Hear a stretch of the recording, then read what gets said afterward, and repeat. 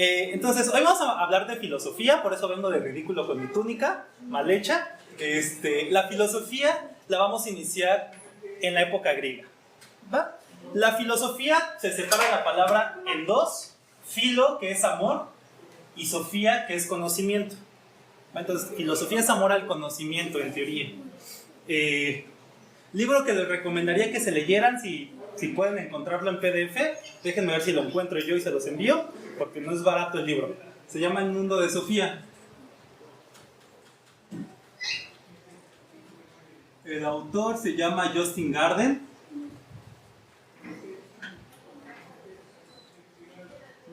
Si gustan, es un muy buen resumen de todo lo que vamos a ver. Ese libro. Déjenme ver si lo encuentro en PDF y se los envío, ¿no? Porque no es barato. Entonces, filosofía, les digo, es amor al conocimiento. Para estudiar filosofía, pues vamos a hablar sobre un poquito de las características de la filosofía, cómo surge, de dónde surge, ¿no? El humano es muy curioso por su naturaleza, como en general siempre hemos sido muy curiosos. Y entonces, algo que nos interesa saber siempre son los porqués. ¿Por qué sucede algo? Porque nosotros, la incertidumbre, es decir, el no saber las cosas, como que nos causa cierto sentimiento, cierto escozor, ¿no? No sé si a ustedes les pasa que cuando incluso son cosas como de suerte, hasta la panza se nos revuelve, ¿no? Es muy común, todos lo hemos sido. Entonces, nosotros nos tratamos de explicar las cosas para tener un poquito de control sobre eso, ¿va? Y siempre nos hemos hecho muchas preguntas, ¿no? Por ejemplo, ¿cómo surgió el mundo? Vamos a tener muchas formas de explicárnosla. ¿Qué es el amor? ¿Qué es la verdad? ¿Quién soy yo? ¿No? Esa es como la pregunta filosófica más conocida, ¿quién soy yo? Y es una pregunta pues muy personal y muy complicada. Yo entré en crisis, cada que la reflexiono entro en crisis. Entonces, si ustedes quieren hacer filosofía, chido, pero pues también no es necesario. La primera forma en cómo nos vamos a resolver las preguntas es a partir de mitos, de historias, de creencias. Por ejemplo, el cómo surge el mundo. Si ustedes son, por ejemplo, parte de alguna de las tres religiones abrámicas, la católica, la cristiana o la del Islam, pues el libro que explica eso es el Génesis al principio y nos explica la creación del mundo y del hombre, ¿no? Esa es una forma en cómo nos lo explicamos. Otra forma, por ejemplo, en cada zona generamos nuestros propios mitos, nuestras formas específicas de explicarnos el mundo. Y pueden ser preguntas desde muy básicas hasta preguntas más complejas como es el mundo, pero también el explicarnos por qué llueve, ¿no? Por ejemplo, ahora que estuvimos, que venía un huracán y que nosotros en nuestra mitología nacional, sobre todo en la península de Yucatán, que se enojó porque habíamos puesto una estatua a Poseidón y la derribaron porque aquí quien gobierna es Chac, bueno, por lo menos en la península de Yucatán, ¿no? Todas esas cuestiones, pese a que las pensemos muy alejadas, siguen estando muy en nuestra cultura del día a día, ¿no? Por ejemplo, es muy común actualmente hablar de Tlaloc, ¿no? Aunque nosotros no tengamos parte de la mitología mexica, es muy común que aquí en la Ciudad de México hablemos mucho de Tlaloc, cuando nos falta lluvia o cuando llueve mucho, ¿no? Siempre es Tlaloc. Entonces el mito fue la primera forma en cómo nos tratamos de resolver, pero justamente la filosofía, la pregunta va a ser el por qué. Vamos a querer ver la razón. La filosofía que nosotros vamos a empezar a seguir van a ser en Grecia, en la antigua Grecia, en varias ciudades, principalmente en la ciudad de Mileto y en la ciudad de Atenas. Ahí es donde vamos a ver la filosofía, cómo va a estar surgiendo. Y aquí va a haber muchas discusiones sobre qué es la razón. Ese es un ejercicio que luego se los mando. La razón, ¿qué es conocer la causa de las cosas? Ya no nos va a bastar, repito, con decir, es que está las estaciones del año, por ejemplo, hablando de los griegos en específico, ellos se lo explicaban con un mito, con el mito de Perséfone, que es raptada por Hades. Y entonces su madre Deméter, cuando no estaba Perséfone con ella, se entristecía y Deméter era quien hacía florecer la tierra. Por lo tanto, cuando no estaba su hija, entristecía y era invierno. Pero, como solo estaba 6 meses con Hades, cuando Deméter sabía que iba a regresar, pues Deméter quería que su hija viera hermosa la tierra y entonces hacía florecer todo para que llegara su hija y llegaba en verano y entonces era cuando más alegre era Deméter y por eso el calor, ¿va?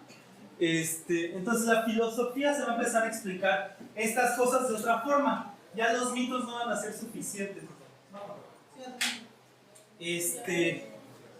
Nunca me pidan permiso para entrar o salir, yo no me enojo, ¿va? Si quieren ir al baño, está el baño, ahí hay papel por si ocupan, ¿va? Yo no tengo problema. Si quieren comer aquí, solo que no sea nada muy aromático para no molestar a las demás personas, ¿va?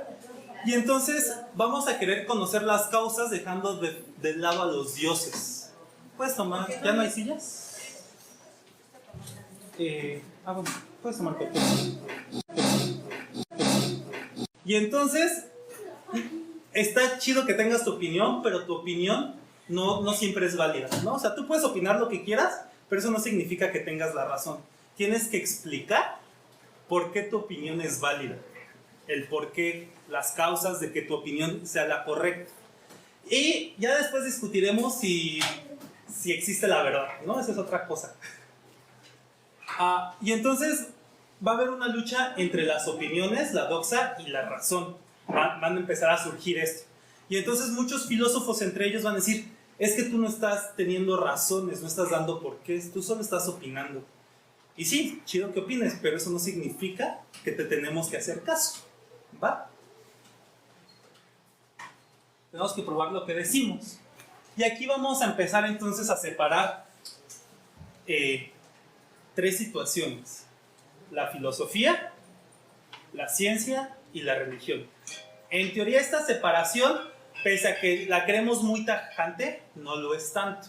Es muy común que la filosofía, la religión y la ciencia interactúen en algunas cosas y no se puedan poner de acuerdo y no podemos decir quién diga las verdades, ¿va? O sea, aunque nosotros de repente es muy común que desde estos espacios queremos hacer menos a la religión, también la religión hace respuestas que ni la ciencia ni la filosofía va a poder responder tan fácilmente, ¿no? Y hay ciertas cuestiones psicológicas que la religión va a permitir que la ciencia y la filosofía no, ¿va? Entonces, si ustedes leen como los libros de prepa, es muy normal que le echen como mucho a la religión. Yo no soy tan tajante. Si ustedes tienen sus religiones, adelante. Yo no soy religioso, yo soy un tanto ateo, pero no significa que no entienda cuestiones que la religión permite, que la filosofía y la ciencia tienen sus límites. La idea es que la filosofía y la ciencia dicen que ellos se basan en la razón. Podemos discutir, ¿sí? ¿Algunos dos? ¿No? Igual si me quieren interrumpir en cualquier momento yo no tengo problema, ¿va? Va. Entonces, la diferencia entre la filosofía y la ciencia va a ser el cómo van a justificar sus razones. Se supone que y el qué van a estudiar, ¿no? La ciencia normalmente trata de estudiar el mundo material y la filosofía más a las personas. Ahorita vemos que estudia la filosofía, más a la persona. Y entonces la ciencia, para dar sus razones, va a poder experimentar, va a poder hacer cosas que la filosofía no puede hacer de primera instancia. Y viceversa, la filosofía da respuestas que la ciencia no puede llegar de primera instancia. La filosofía se va a separar en 6 ramas importantes. La metafísica, que se va a preguntar por el ser, nosotros. La epistemología, que se va a preocupar por el conocimiento. La lógica, que es el pensamiento correcto, lo que sea que signifique eso. La ética, que es cómo nos debemos de comportar nosotros como individuos. La política es, bueno, el individuo vive en sociedades, cómo organizamos estas sociedades, cómo nos comportamos en sociedades. Y la estética, que va a discutir sobre la belleza y el arte, ¿no? ¿Qué es bello o qué no es bello? Ahorita vamos a ver más a profundidad qué es cada una de estas ramas. Entonces, la metafísica se hace preguntas en qué es el ser, en qué consiste. O sea, por ejemplo, ¿el ser solo es el cuerpo? Y cuando deja de existir el cuerpo, el ser deja de existir. Pero no sé si ustedes, como que no son conscientes del cuerpo todo el tiempo, ¿no? Solo cuando se lastiman o algo. Hay algo más en el ser, que es la mente, lo que sea que sea. ¿La mente y el cuerpo dependen una de la otra o no? Porque cuando yo muero, no sé qué le pasa a la mente, pero el cuerpo sigue existiendo, ¿va? Pero la mente, ¿qué le pasó? ¿Desapareció cuando morimos? ¿O existe en otra parte? ¿Va? Justo en el ser está el cuerpo, ¿no? Que cambia constantemente. Si yo me pongo a estudiar en biología, tal vez lo chequen, nosotros cambiamos nuestro cuerpo constantemente. Por ejemplo, yo cada año tengo un hígado nuevo. Cada semana tengo una piel nueva, ¿no? Todo nuestro cuerpo está en constante cambio. Las células que estaban conmigo hace unos años no son las mismas que ahorita tengo. Entonces el cuerpo ya es otro. Pero yo sigo siendo yo, o dejé de serlo en ese momento. En ese cambio dejé de serlo, ¿va? Y entonces, si sigo siendo yo, ¿qué es lo que hace que yo siga siendo yo? ¿Va? También, ¿qué son las causas, no? O sea, pasan las cosas por una razón. Esas razones, ¿cuáles sí son razones o cuáles no? Siempre va a haber causas de todo. Y lo que yo pienso a veces está incorrecto. Por ejemplo, yo puedo ver que el día y la noche pasan día, noche, día, noche, día, noche, día, noche. Y entonces yo podría decir, la causa del día es la noche y la causa de la noche es el día, ¿no? Porque yo veo que eso siempre está sucediendo uno después del otro. Pero nosotros, quiero creer que todos sabemos que la causa del día y la noche, pues no son ellas mismas, sino es un evento exterior, ¿va? Y entonces las causas también, el que yo vea que dos sucesos estén pasando siempre uno después de otro, no significa que una sea causa forzosamente de la otra, ¿va? Causas bien, sí, es bien complicado. ¿Qué es la nada? ¿Existe la nada? ¿Puede existir la nada? Y si existe la nada, ¿cómo me doy cuenta que existe?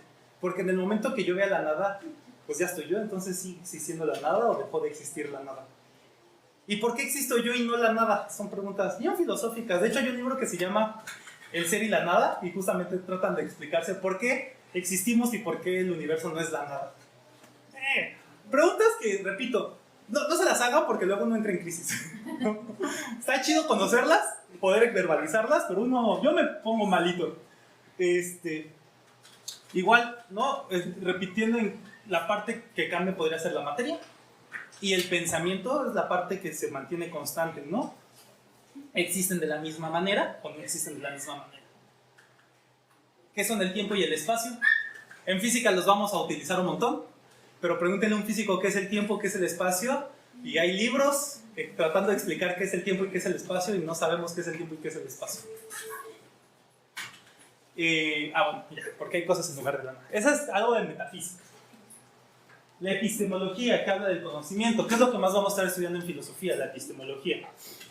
¿En qué consiste el conocimiento? ¿Cómo lo podemos describir? Hay distintos tipos de conocimiento y sí, ¿cuáles?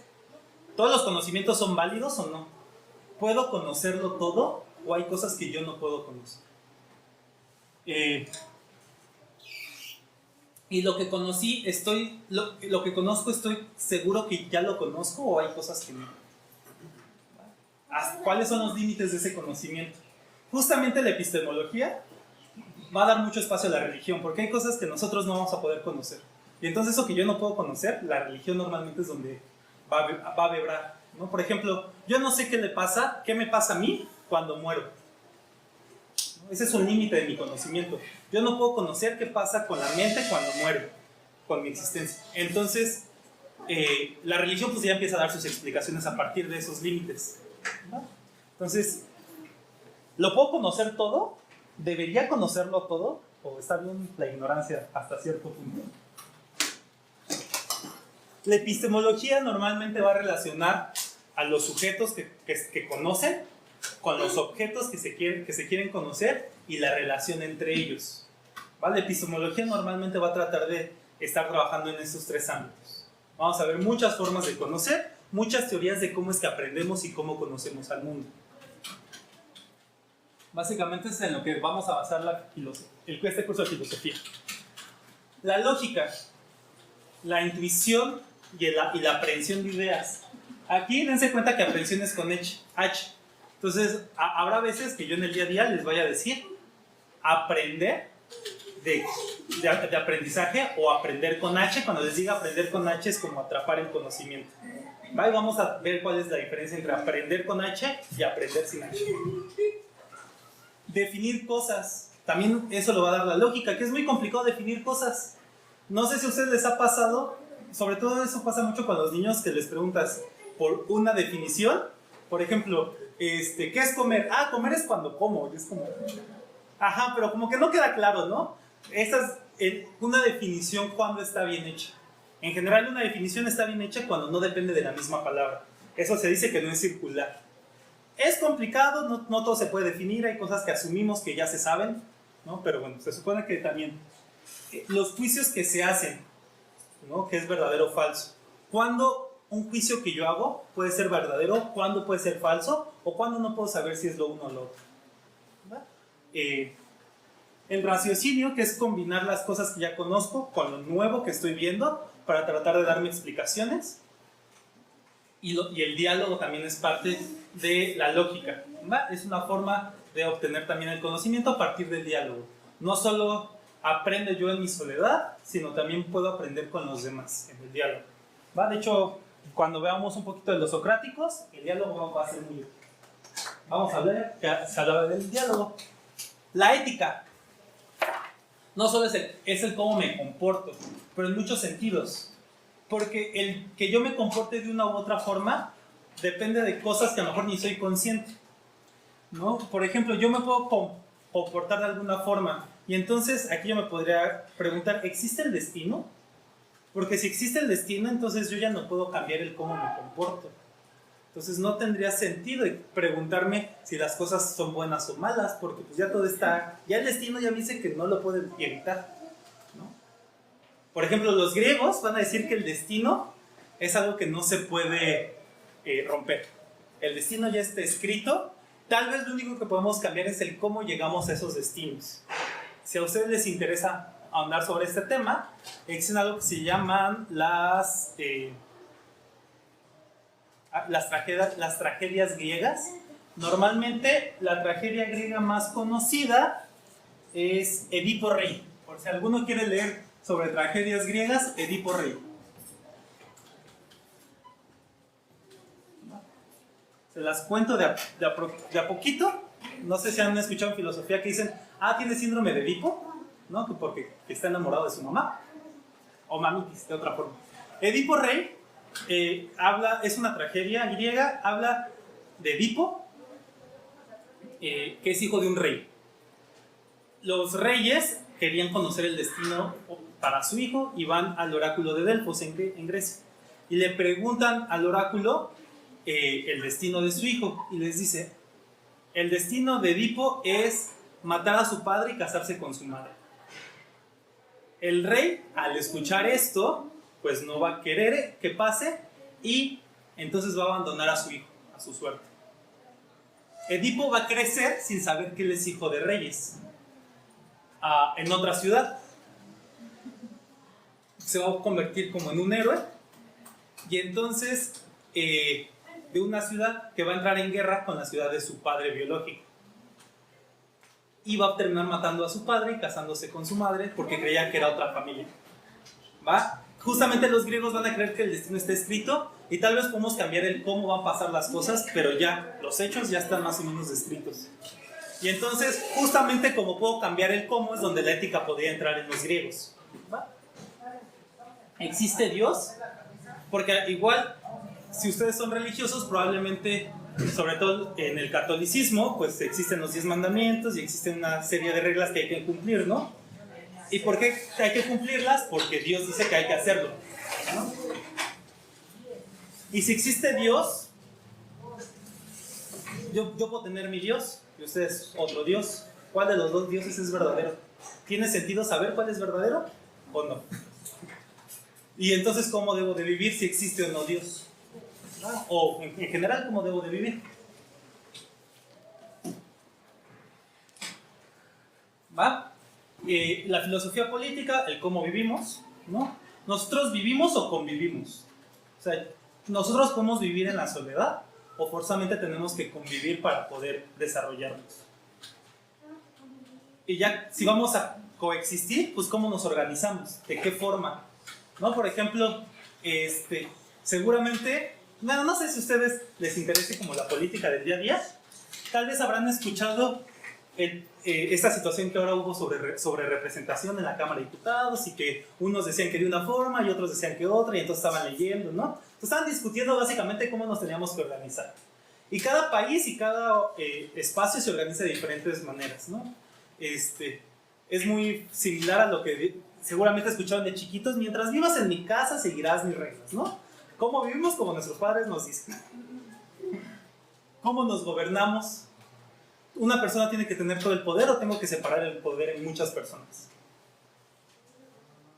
No, porque aquí vamos a hablar si el hombre es bueno o malo por naturaleza. Si el hombre es bueno por naturaleza, ¿lo tengo que gobernar? Pues bueno, ¿para qué lo gobierno? Y si es malo por naturaleza, ¿por qué alguien me tiene que gobernar si esa persona va a ser mala? No, hay unas discusiones bien bonitas en la filosofía. Y al final, ¿qué es la libertad? ¿La libertad existe o no? ¿O existe enmarcado en ciertos ámbitos? ¿Hasta dónde puede llegar la libertad? Y, por ejemplo, la libertad es el yo poder hacer lo que yo quiera. ¿Y en sociedad soy libre o no? Porque ya la sociedad me va a poner ciertas reglas. Entonces, ¿yo puedo seguir viviendo libre en sociedad o no? Hay un montón de discusiones sobre estos temas. No vamos a entrar a todos, solo se los estoy comentando por encimita. Y la estética que habla de la belleza, pues ¿qué es bello? Lo que es bello para mí es bello para ti. ¿Por qué algo va a ser bello? ¿Existe algo bello para todos? Y a lo mejor pues la belleza no existe como tal, pero entonces hay cosas que nos provocan sentimientos. No sé si ustedes han visto la película de Hachiko, de un perrito, ¿no? Y es como de, yo la estoy viendo y no sé en qué momento ya estoy en baño de lágrimas, ¿no? ¿Cómo es? ¿Por qué eso? Que no es algo vivo, estoy viendo una película, y que probablemente nada de eso pasó como tal. ¿Por qué me hace reaccionar de esta forma? A eso es lo que se va a dedicar a la estética. Normalmente pensamos que la estética es lo bello, pero también puede ser lo desagradable, ¿no? Todos los sentimientos que nos provoquen van a entrar en el ámbito de la estética,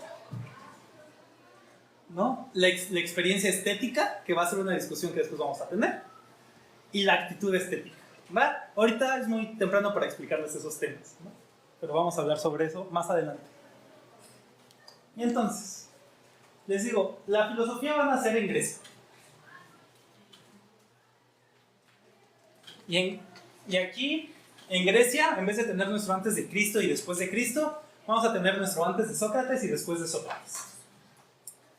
Entonces, lo que es antes de Sócrates se llama pensamiento presocrático, ¿no? Antes, socrático, Sócrates. Y aquí, los presocráticos van a tener cada uno su proyecto. ¿Qué va a estudiar cada uno? ¿No? Ya les mostré 6 ramas, estas ramas se desarrollaron y cada uno se va a hacer, yo quiero dedicarme a entender esto. Y pese a que a lo mejor tocan muchas ramas, se quedan en una cosa, normalmente, sus pensamientos.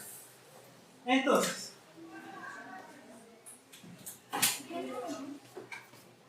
vamos a ver algunos. La filosofía va a nacer sobre todo en la ciudad de Mileto, con 3 pensadores de Mileto. El primero es Tales de Mileto. Probablemente lo vamos a ver en matemática también. En esa época se conocía tan poco que todos hacían de todo. No piensen que los grandes sabios de esa época saben tanto como un niño de 5º año de primaria. Pues tampoco es tanto. No es tanto como uno creería. ¿Va? Tales de Mileto es la primera persona de la que tenemos registro. Tal vez alguien más ya lo hizo antes, pero no sabemos. Que trata de encontrar explicación a fenómenos sin necesidad de utilizar a los dioses. Lo cual era peligroso, porque a muchos los van a matar por eso. Y justamente va a darse cuenta que hay cosas que se pueden predecir sin necesidad de dioses, porque su gran hito va a ser poder predecir un eclipse. Se va a poner a estudiar astronomía y va a decir, tal día va a haber un eclipse, y eso va a romper el creer que el sol está muriendo, o muchas ideologías en esa época, que no significa que en ese momento ya le empezaban a creer todo. Fue como, pues fue suerte, o los dioses te están sonriendo y por eso pudiste profetizarlo. Pero Mileto va a creer que sí es él el que pudo predecirlo, que los fenómenos pueden predecirse, incluso los que yo creo que no. Y por ejemplo, él va a poder medir la altura de las pirámides de Egipto. Ay, perdón.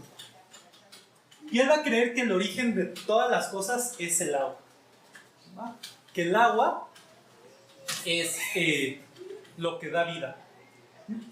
Tales va a vivir gran parte de su vida en Egipto.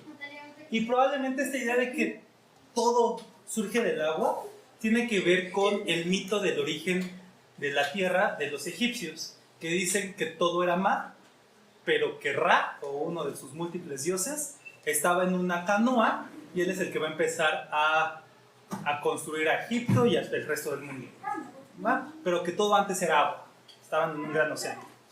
Entonces es muy probable que por esas situaciones Tales va a creer que el origen de todo es el agua y que todo, básicamente él decía que todos nosotros éramos agua, y que cuando moríamos íbamos a volver a ser agua, ¿no? Todo era agua para Tales. Segundo gran pensador de Mileto, igual eso si quieren se las mando, Anaximandro de Mileto. Él va a tener algunas discusiones. Él el origen de las cosas lo va a relacionar con algo que se llama el aperión, que en nuestra traducción sería lo desconocido, lo que no se puede conocer. Y entonces, pues Anaximandro estaría diciendo que todo es parte de algo que nosotros no conocemos. Incluso va a creer que existen ya muchos planetas, muchos universos, donde puede existir cosas, ¿no? Ya él se va bien lejos, ¿no? 3 cuadras para allá. Y también y justamente, él va a empezar a creer que hay cosas infinitas. Que piensen que pensar en que algo es infinito es muy complicado, ¿no? Porque todo lo que yo conozco tiene fin. Entonces, decir que algo puede no tener fin y tal vez no inicio, es un pensamiento muy complicado. A lo mejor ya ahorita con el tiempo, pues es más fácil de verlo. Anaxímenes de Mileto, él también va a pensar en el origen de las cosas, él va a pensar en el agua. Que el agua es el origen de todo. Probablemente tiene que ver, no es cierto, no es el agua. Perdón, déjenme lo tacho, yo me equivoqué. Él va a pensar que es el aire. ¿Va? Que el aire lo hace todo. Sí, ahora déjame checo rápido. Acá dije que era el agua, sí. Sí, él va a pensar que es el aire o la niebla el que es origen de todo. Por ejemplo, él va a creer que el agua, pues parte del aire, ¿no? Que el agua básicamente es aire que se condensa, porque pues la lluvia nace del aire, ¿no? Por ejemplo, el fuego va a pensar también que viene del aire, porque si ustedes, no sé si alguna vez han tapado una velita, lo han encerrado, se le acaba el aire y se muere el fuego, ¿no? Entonces el fuego es otra forma de ver al aire. Y la tierra, como la tierra o la arena tiene que ver con rocas donde el aire está pasando, pues probablemente también tiene que ver mucho con el aire. ¿Va? Entonces él va a creer que todo el origen de todo tiene que ver con el aire. ¿Va? Entonces, y ellos ya van a empezar a hablar sobre muchas cosas. Vamos a movernos de Mileto a Parménides. Él va a vivir un tiempo en Atenas y él va a tener el problema del cambio. ¿Las cosas cambian o no cambian? Es complicadísimo pensar si las cosas cambian. Él va a decir que el ser es, y lo que no es el ser, o sea, la nada, no es. El no ser, no es. Y él va a pensar que nada cambia, que todo es permanente. Que suena raro, ¿no? Es como de, ¿cómo que nada cambia? Por ejemplo, él va a tener una paradoja. Dice, si yo pongo a competir a Hércules con una tortuga en una carrera, si salen juntos, pues Hércules va a ganar. Pero ¿qué pasaría si yo a la tortuga le doy cierta ventaja?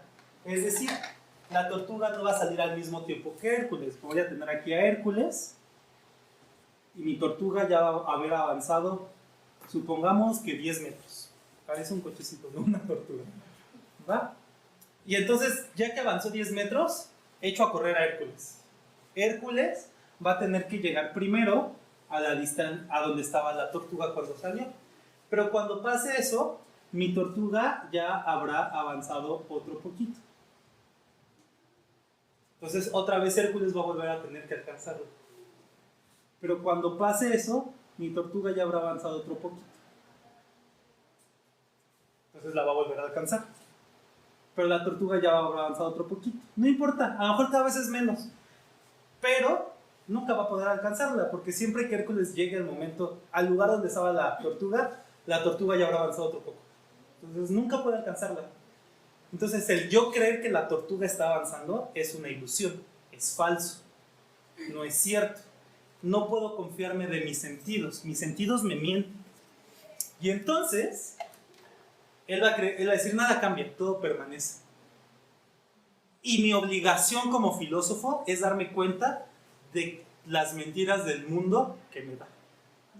Este pensamiento se le llama racionalismo, que la razón lo da todo. Él es como de los más exagerados en esto. Vamos a volver a ver que el racionalismo lo retomamos en otros filósofos. Y la ciencia tiene algo de racionalismo, pero no se queda.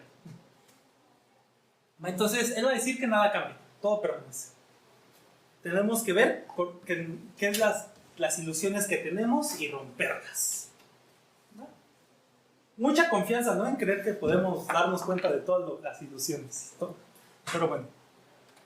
Heráclito, contemporáneo de Parménides, va a decir, todo cambia.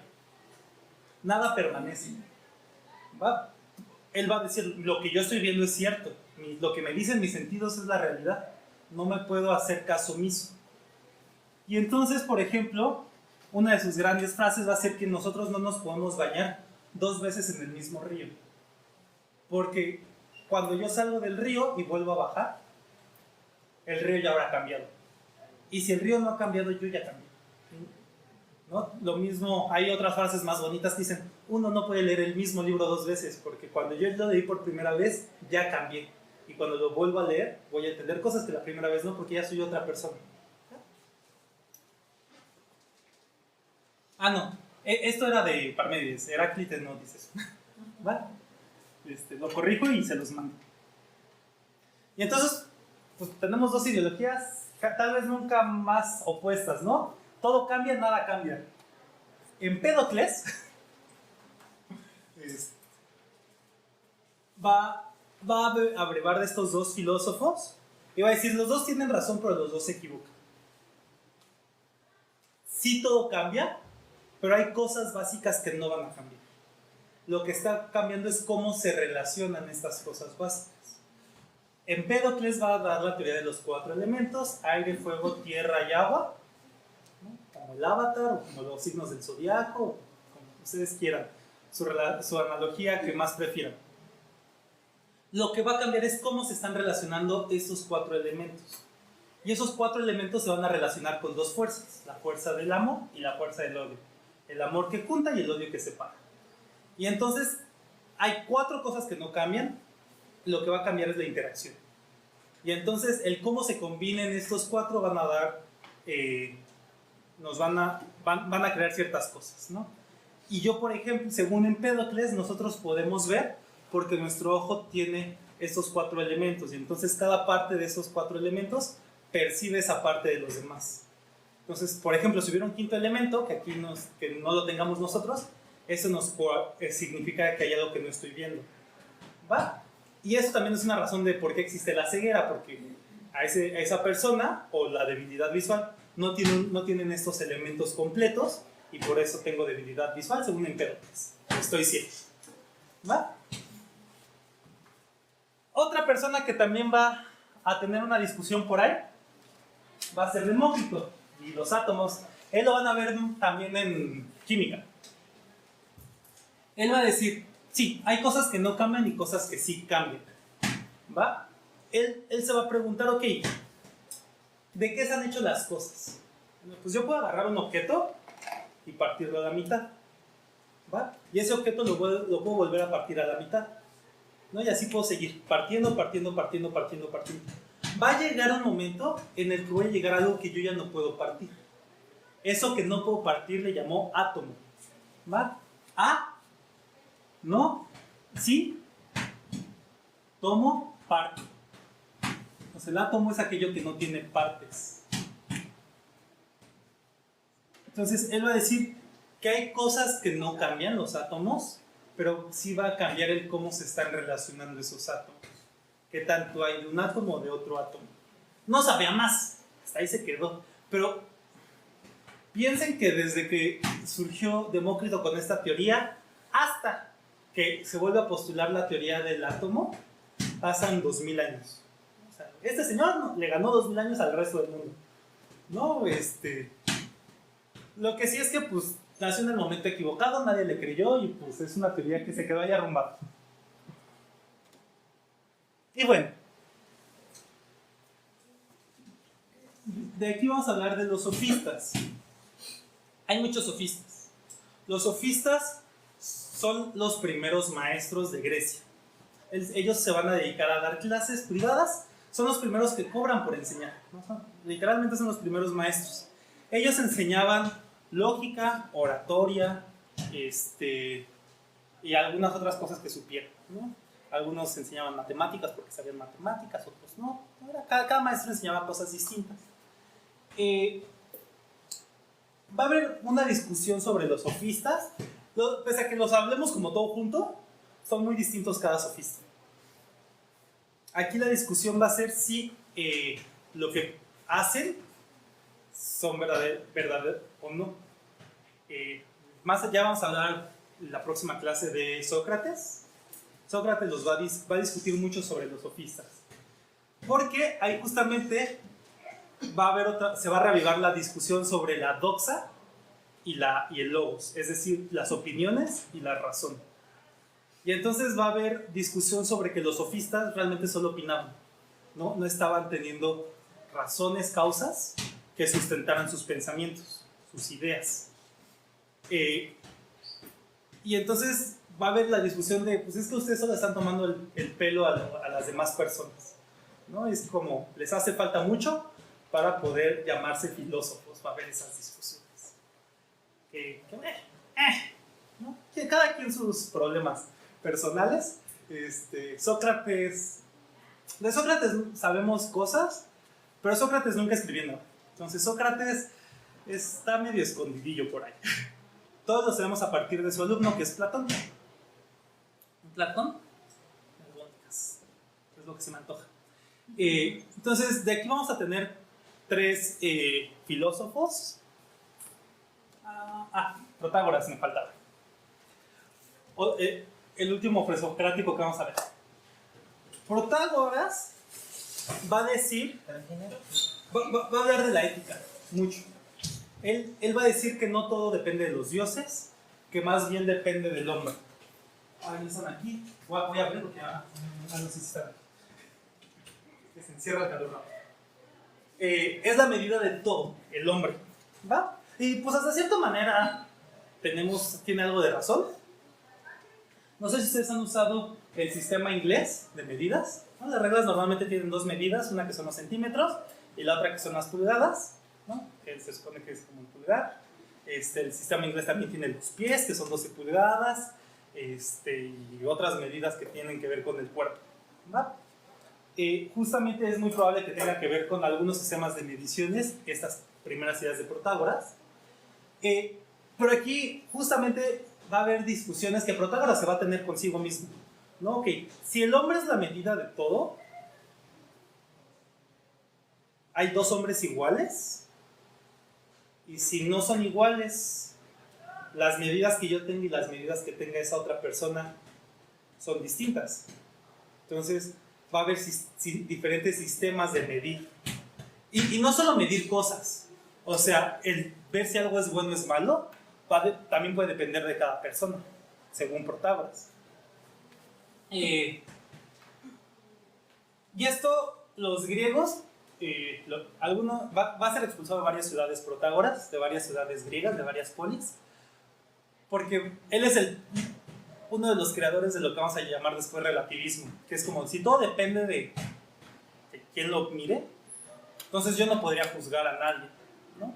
Cada quien puede tener sus dioses, lo cual eso no le gustaba a los griegos, que cada quien tuviera sus dioses, Era como, todos teníamos los mismos dioses, solo que son visiones distintas del mismo dios. Y si no, eres ateo, te matamos. Y entonces, ¿qué es bueno y qué es malo? Puede existir algo como lo bueno y lo malo, porque algo que es bueno para mí puede ser malo para otra persona, pero cada quien tiene sus distintas mediciones. Yo personalmente soy un tanto relativista.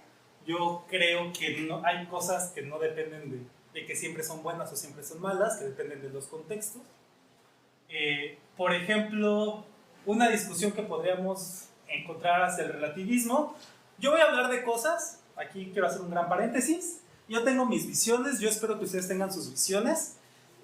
Yo no trato de convencerlos de mis visiones, no es mi intención, no quiero armar aquí discusiones porque a veces voy a tomar temas polémicos para ejemplificar. Pero ustedes tomen sus decisiones, no tienen que empezar como yo, cada quien, ¿va? Si en algún momento es incómodo, también me lo pueden decir. Pero, por ejemplo, la discusión del aborto, ¿no? Podríamos decir, aquí hay dos posturas, voy a ser lo más objetivo que pueda con esta descripción. Tenemos dos posturas que hay quienes dicen a favor o en contra del aborto, y actualmente las personas que se definen como a favor del aborto también se definen como proelección. Más que decir, sí, yo quiero que todos aborten, no. Yo quiero que todos tengan la posibilidad de elegir. Cada quien sabrá si aborta o no. ¿Va? Porque la discusión que dirían los proelección o proaborto es, yo no sé la situación que está viviendo esa persona. Yo no le puedo imponer que algo, o sea, a lo mejor para mí es malísimo abortar, y yo nunca lo haría, pero mis condiciones de vida, mis conocimientos son muy distintos a esa persona. Y entonces yo no podría por qué imponer mis pensamientos a esa otra persona y que ella elija, ¿no? Que ellos elijan si quieren o no, ¿no? Esa es como la discusión que ahorita tienen más los proabortos, como no es que yo quiera que aborten, no, yo quiero que elijan. Cada quien sabrá. Las personas son tan complejas y tienen tantas situaciones que la ley no puede ponerse a discutir eso, ¿no? Más bien cada quien tiene la posibilidad de pensar, reflexionar y decidir qué es lo mejor para ellos, ¿no? Y pues ellos van a cargar con sus consecuencias, ¿no? ¿Ni qué? ¿No? Algo así diría el relativismo en esta postura. Es como, no todo es blanco y negro, está lleno de matices y va a depender de cada persona. Pero entonces, ¿las leyes pueden existir o no? Sí. ¿Puedo robar? O robar es malo. ¿Puedo matar? O matar es malo. ¿No? Si nos vamos muy a lo que decía Protágoras, todo es relativo. Y es como y entonces, pues cada quien puede hacer lo que quiera, ¿no? Y las leyes para qué, y entonces ¿cómo delimitamos? ¿No? Entonces aquí vamos a entrar también a política. Entonces, sí, hay el relativismo, hay cosas buenas, todas las posturas tienen cosas buenas, cosas malas, llevarlas a los extremos, ya es donde vamos a encontrar siempre problemáticas, ¿no? Ustedes tengan sus propias visiones. Yo les comparto algunas mías, algunas históricas, ¿no? Algunos ejemplos que creo que pueden ser muy útiles. Ustedes tomen sus decisiones, ¿va? Yo creo que todos tienen la posibilidad. Y aunque pensemos distinto, a mí no vivo con ustedes. Justamente las visiones democráticas tratan de poder hacer que se eliminen esas asperezas. Es como, no pensamos igual, vámonos a ver cómo discutimos lo que la mayoría diga. También habrá discusiones si eso es correcto o no, ¿no? Si un sistema de mayorías es correcto o no. Ya con Sócrates, Platón y Aristóteles vamos a discutir un poquito más de todos los temas, ¿va? ¿Alguna duda con lo que vimos hoy? ¿No? ¿Queda más o menos claro? Va. Entonces, sí, ya. Los siguientes son los filósofos de Atenas o los socráticos. Entonces aquí vamos a dejarlo con todo el previo, que es la filosofía. Yo les voy a mandar este material. Al final, ahorita vamos a descansar unos 10 minutitos para continuar con la siguiente clase. Y bueno, y acá en el live, cualquier cosa, vamos a estar lunes y viernes dando clases de 5 a 6 y de 4 a 5. ¿Va?